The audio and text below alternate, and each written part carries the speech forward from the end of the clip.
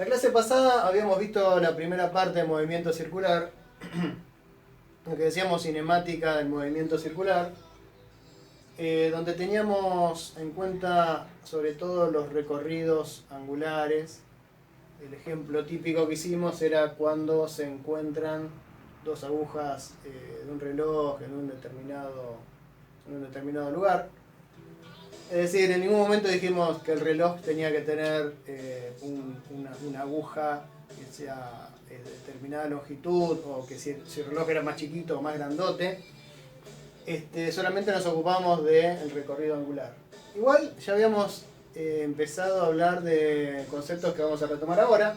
Por ejemplo, en un movimiento circular uniforme, pero sobre todo circular, la trayectoria es esta circunferencia, donde lo característico de la circunferencia es el radio, ¿no? O sea, la distancia que hay desde cualquier punto de ella hasta el centro. Y habíamos definido, ahora sí, en el caso de movimiento circular uniforme, algunos conceptos fundamentales como el periodo. El periodo es el tiempo que tarda en completar una vuelta, y el complementario del periodo es la frecuencia, o sea, la cantidad de vueltas que dan en una unidad de tiempo. Entonces, la relación que había entre el periodo y la frecuencia era que la frecuencia es 1 sobre el periodo, y el periodo, por lo tanto, es 1 sobre la frecuencia.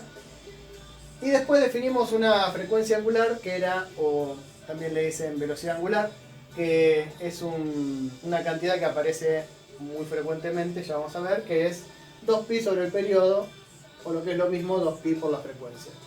También habíamos empezado a hablar un poquito, lo habíamos incluso llegamos a escribirlo, el tema de, bueno, ¿cómo es la velocidad en el sentido de decir, el módulo de la velocidad en el sentido clásico de decir, bueno, qué distancia recorrió dividido el tiempo, ¿no?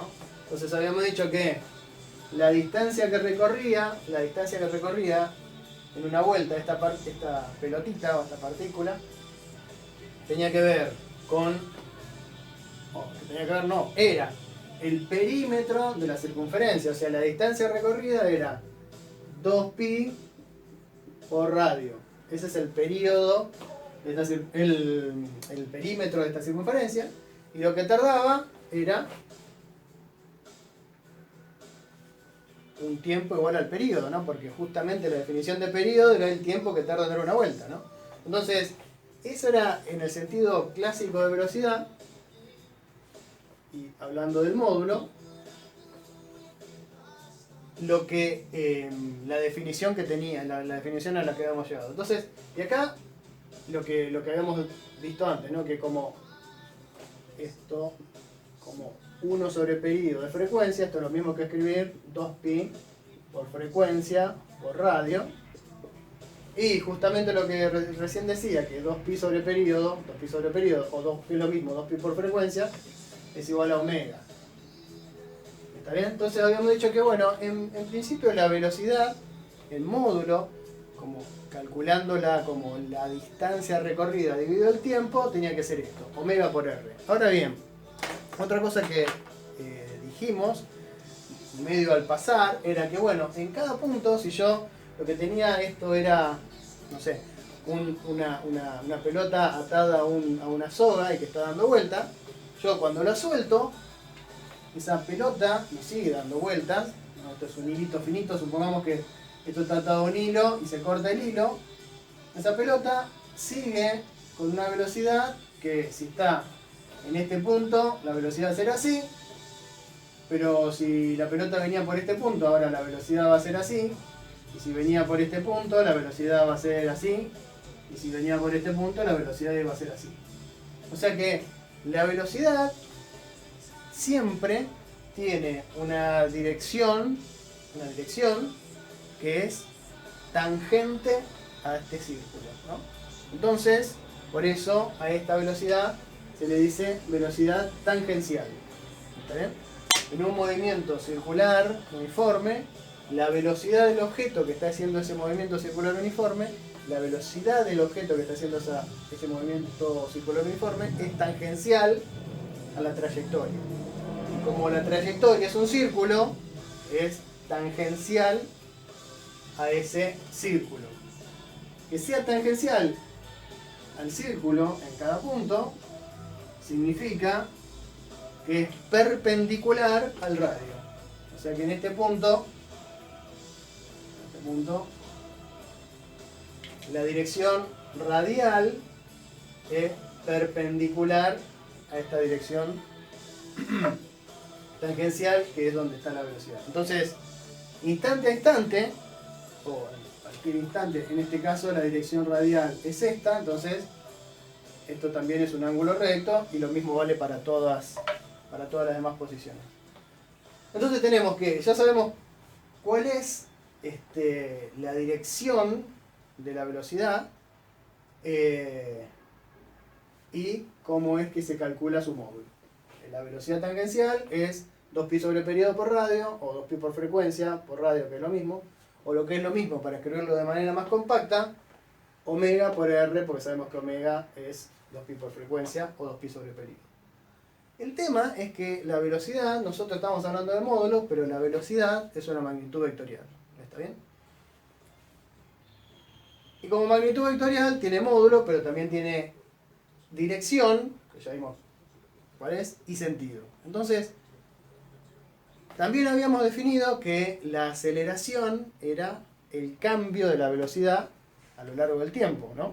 Entonces, si en este movimiento la velocidad está cambiando, porque el hecho de que cambie la dirección en todo momento está marcando un cambio en la velocidad, necesariamente tiene que haber una aceleración. ¿Está bien? El tema es que hay un cambio de la velocidad, pero solamente en la dirección, ¿no? ¿Está? O sea, no hay un cambio en el módulo. El módulo permanece constante. Lo que vamos a ver es omega por r. Omega es constante, r es constante, o sea que el módulo de la velocidad permanece constante. Lo que está cambiando instante a instante es la dirección. Pero que haya un cambio en la dirección implica que hay una aceleración. Entonces, ¿cómo puede ser que haya una aceleración que no cambie el módulo? Si yo tuviera una aceleración que tiene una componente en la misma dirección que la velocidad, eso va a hacer que cambiase mi módulo. Por ejemplo,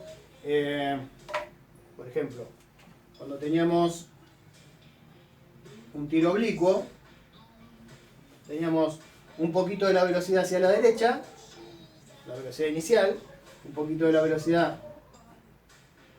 a ver si está bien este dibujo, un poquito de la velocidad que apuntaba hacia la derecha y un poquito hacia arriba.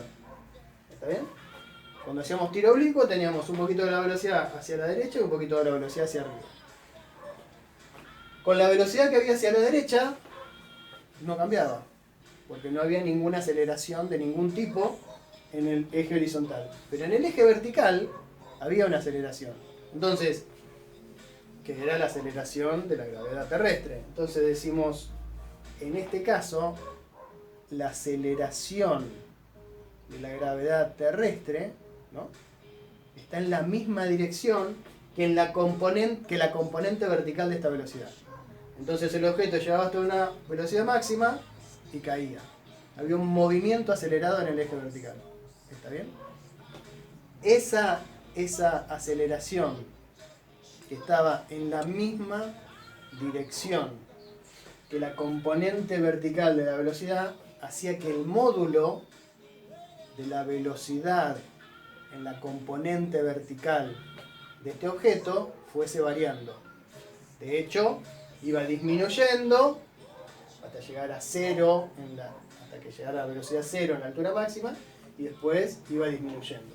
Siempre suponiendo que ponemos los ejes como siempre así, como casi siempre así, ¿no? Pero, ok, eso se entendía, ¿no? Había una componente de la velocidad que tenía colinealmente una aceleración. Pero ahora no está pasando eso, porque la velocidad en módulo se permanece constante. Entonces, la única manera de que haya una aceleración que no cambie el módulo, una aceleración que no cambie el módulo de la velocidad, es que esa aceleración sea perpendicular a la velocidad, a la dirección de la velocidad. Entonces, lo que quiero decir es que en cada momento hay una aceleración que apunta hacia el centro de la circunferencia.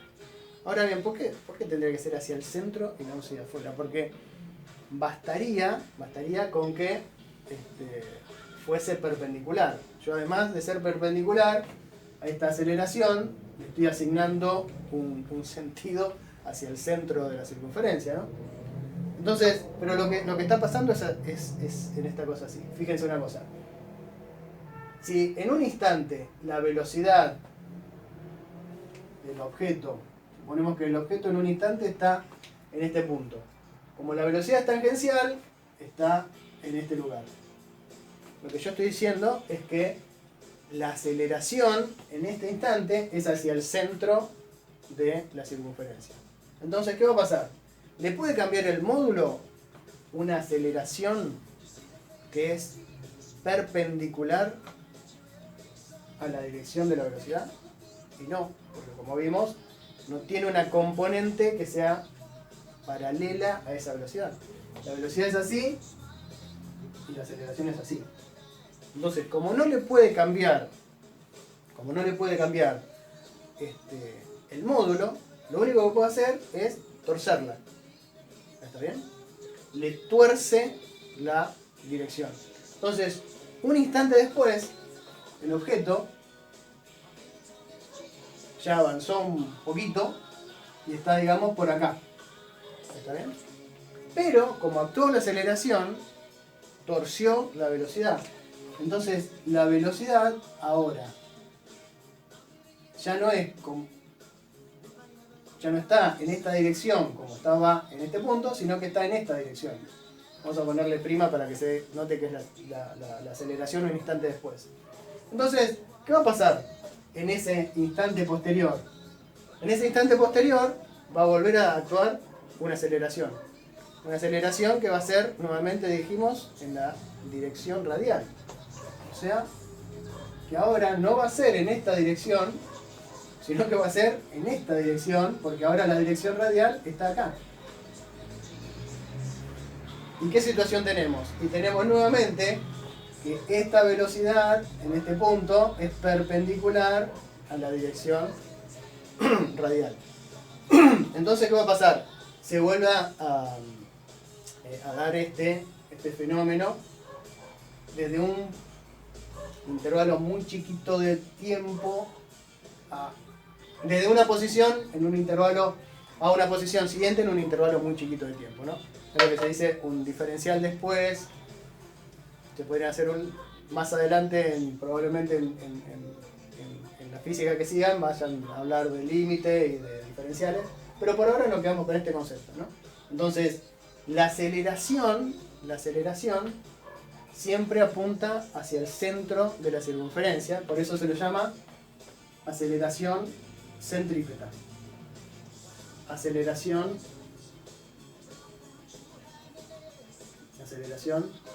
centrípeta. Centrípeta. ¿Está bien? Y el símbolo que le puse ahí, decimos que es AC. ¿Está bien? Entonces, la aceleración centrípeta apunta hacia el centro de la circunferencia y la velocidad tangencial siempre es perpendicular a esa aceleración centrípeta. ¿Por qué? Porque tiene que ser tangencial a la circunferencia. La velocidad es tangencial, la aceleración es centrípeta. La aceleración apunta hacia el centro de la circunferencia, la velocidad es tangencial a la circunferencia. O sea que entre la aceleración y la velocidad, instante a instante y siempre hay un ángulo recto.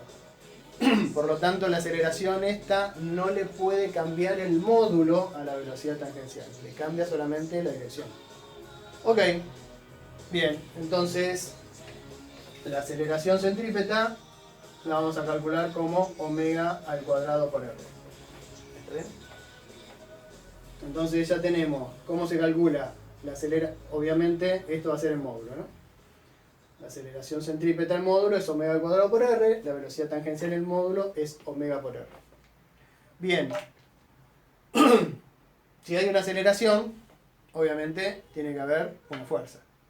Y esa fuerza, ¿qué puede ser? Bueno, en el caso de una soga, en el caso de una pelotita, como decía antes, que yo le agarro una pelotita, le ato un hilo y doy vuelta, la fuerza centrípeta va a ser la tensión de esa soga.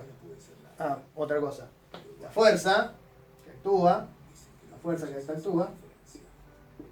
la llamamos fuerza centrípeta. Fuerza centrípeta. Apunta hacia el centro de la circunferencia.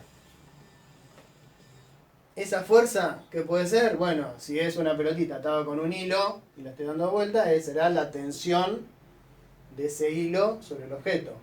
En el caso de, por ejemplo, un planeta que está girando alrededor del Sol, en una trayectoria que suponemos circular, en ese caso la fuerza centrípeta será la atracción gravitatoria entre ese planeta y el Sol. En el caso de un auto que hace una trayectoria circular, perfectamente circular, sobre una pista, la fuerza centrípeta será la fuerza de rozamiento entre las cubiertas y la pista. Bueno, la fuerza centrípeta va a ser lo que sea, dependiendo del fenómeno que estoy estudiando. Entonces, bueno, para que haya un movimiento circular uniforme, tiene que haber una fuerza centrípeta actuando. ¿Está bien? Esa fuerza centrípeta genera una aceleración centrípeta que se calcula de esta manera, y en ese movimiento circular uniforme, la velocidad tangencial se calcula de esta otra manera. Ok, entonces, nada, con estas ecuaciones se pueden resolver prácticamente todos los problemas que nos quedaban en la guía. Otro de los problemas que tienen en la guía también habla de, por ejemplo,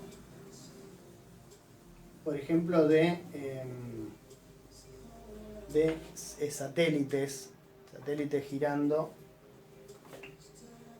Vamos a hacer, si esto fuera la Tierra, vamos a hacerlo un poquito más grande. Si esto fuera la Tierra,